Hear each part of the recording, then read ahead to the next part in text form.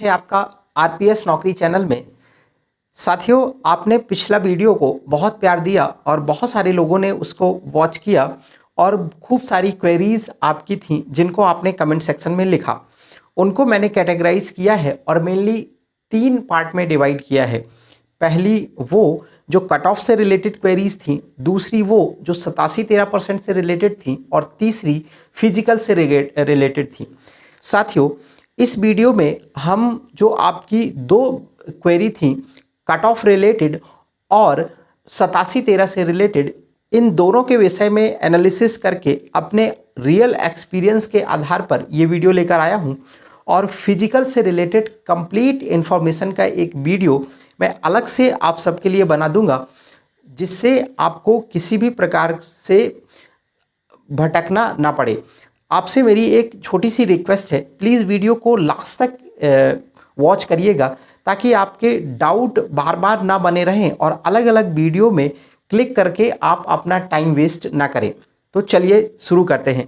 सबसे पहला जो आपका डाउट था कि सर कट ऑफ कितनी जाने वाली है, मैं एससी से हूँ, मैं ओबीसी से हूँ, मैं यूआर से हूँ, मैं ईडब्ल्यूएस से हूँ, मेरे इतने मार्क्स हैं, मेरे इतने मार्क्स हैं, तो कट ऑफ कितनी जाएगी।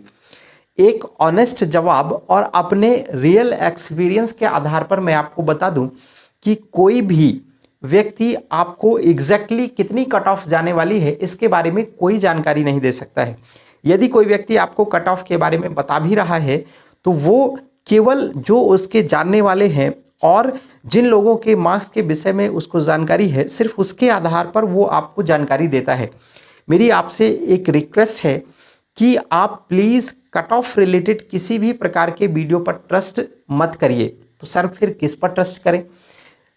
मेरे भी मन में ये डाउट आता था कि काश कोई मुझे ये बता दे कि कट ऑफ कितनी जाने वाली है, लेकिन साथियों उससे आपको कोई भी फायदा नहीं होने वाला है। मैं एक ऑनेस्ट रिप्लाई आपको दे रहा हूँ। यदि आपका फर्स्ट फेज क्लियर हो गया है, भले आपका नाम 87% में है या 13% में है, तो आप ये क्लियर मानिए कि आपको फिजिकल देना है और फिजिकल देना है तो उसको पास करना आपकी सबसे प्राइम ड्यूटी होनी चाहिए। तो इसके लिए हमें क्या करना चाहिए? क्या हमें कट ऑफ के बारे में बिल्कुल नहीं सोचना चाहिए? जी नहीं। आप स्टूडेंट हैं, मैं भी जब इस फेज़ में था तो मेरे भी मन में बहुत सारे डाउट आते थे और ये लाजमी है, लेकिन आपको स्मार्ट अप्रोच अपनानी है। मैं अपने रियल एक्सपीरियंस से आपको बता रहा हूँ। यदि आपका फर्स्ट फेज क्लियर हो गया है, इसमें देखिए एक बात क्लियर कर लीजिए, इसमें 3 प्रकार के स्टूडेंट होंगे। पहले वो जिनके फर्स्ट फेज में फॉरेस्ट गार्ड, जेल प्रहरी और क्षेत्र रक्षक तीनों पोस्टों के लिए क्वालिफाई होंगे, और दूसरे वो जो 2 पोस्टों के लिए क्वालिफाई होंगे, और तीसरे वो जो केवल 1 पोस्ट के लिए क्वालिफाई होंगे, और कुछ वो भी लोग हैं जिनके 13% में नाम है। साथियों, जो तीनों पोस्ट के लिए क्वालिफाई हैं उनको तो मैं एक ही सलाह दूंगा कि आप अपना सबसे पहला फोकस अपने फिजिकल पर लगाइए, क्योंकि एक नौकरी ज़रूरी है। फिर इसके बाद मैं ये नहीं कह रहा हूँ कि आप पढ़ाई मत करिए, अगर आप दोनों को मैनेज कर सकते हैं तो बहुत अच्छा है, नहीं तो सबसे पहले आपको फिजिकल में अपना 100% देना है।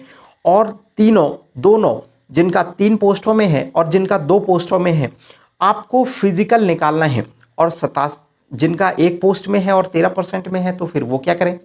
साथियों, मैं आपको डिमोरलाइज नहीं कर रहा हूँ, मैं आपको डिमोटिवेट नहीं कर रहा हूँ। एक क्लियर और स्मार्ट अप्रोच के साथ मैं आपको बता रहा हूँ कि यदि आपका 1 पोस्ट के लिए नाम है और लास्ट चॉइस की जो आपकी पोस्ट थी उसके लिए नाम है और कुछ लोगों का 13% के लिए नाम है, डेफिनेटली आपका भी फिजिकल होगा और इन्हीं लोगों के साथ में होगा, तो आपको भी फिजिकल देना ही पड़ेगा। तो सर हम क्या करें फिर?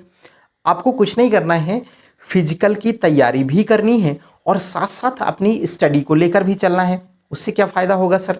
देखिए, आप फिजिकल भी क्वालिफाई कर लेंगे और अपनी पढ़ाई भी कंटिन्यू रखेंगे। अगर आपका फाइनल सिलेक्शन हो जाता है तो बहुत अच्छा है, और अगर नहीं होता तो अगली वैकेंसी के लिए आपके दोनों पैर मजबूत रहेंगे। जो मध्य प्रदेश पुलिस की वैकेंसी आने वाली है, जिसमें फिजिकल का बहुत महत्वपूर्ण रोल होता है, ना केवल फिजिकल का बल्कि रिटन का भी इंपॉर्टेंट रोल होता है, तो आप इन दोनों के लिए अच्छे से तैयार रहेंगे।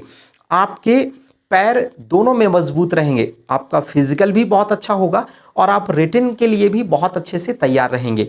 तो बड़े भाई होने के नाते, बड़ा या छोटा जो भी आप समझें, उसके नाते मैं आपको सिर्फ एक सलाह दूंगा कि 87% की लास्ट चॉइस और 13% में आपका नाम है, तो आप फिजिकल के साथ साथ पढ़ाई को भी कंटिन्यू रखिए ताकि अगले एग्ज़ाम में आपको फ़ायदा हो।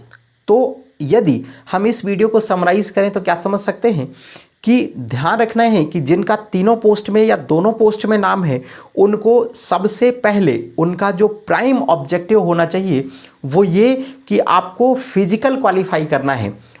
और दूसरे वो जिनका 13% में नाम है और 87% की लास्ट चॉइस में नाम है, उनको पढ़ाई और फिजिकल दोनों को लेकर चलना है। ध्यान रखिए, आपको भी फिजिकल पास ही करना है।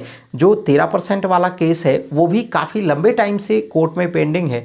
हो सकता है कि उसका फाइनल डिसीजन आ जाए और आपके पोस्टिंग होते होते तक आपको भी ज्वाइनिंग मिल जाए।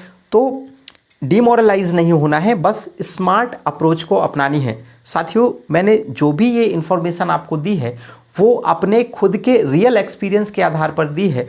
मेरा ख्याल है कि आप मेरी इस स्मार्ट अप्रोच से सहमत होंगे। यदि आपको मेरी बात सही लगती है तो प्लीज़ वीडियो को लाइक करिए, शेयर करिए और यदि कोई आपका डाउट है तो कमेंट करिए और उस डाउट को मैं क्लियर करूंगा। तो आप तक कैसे पहुंचेगा, इसके लिए आप चैनल को सब्सक्राइब करके रख लीजिए। किसी भी प्रकार की फालतू इन्फॉर्मेशन नहीं होगी, सिर्फ जो आपके काम की होगी। किसी भी प्रकार की भ्रामक इन्फॉर्मेशन नहीं होगी, जो आपके काम की है सिर्फ वही इन्फॉर्मेशन दी जाएगी। जय हिंद।